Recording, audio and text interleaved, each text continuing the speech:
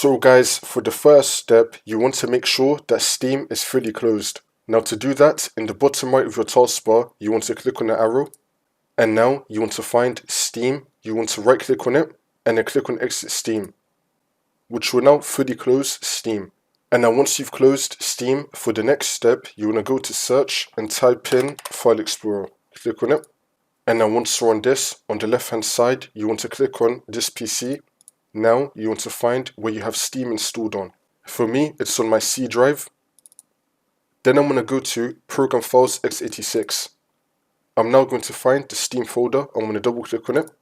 And now you want to open up the app cache folder. Now once this comes up, you want to delete appinfo.vdf. Delete this file.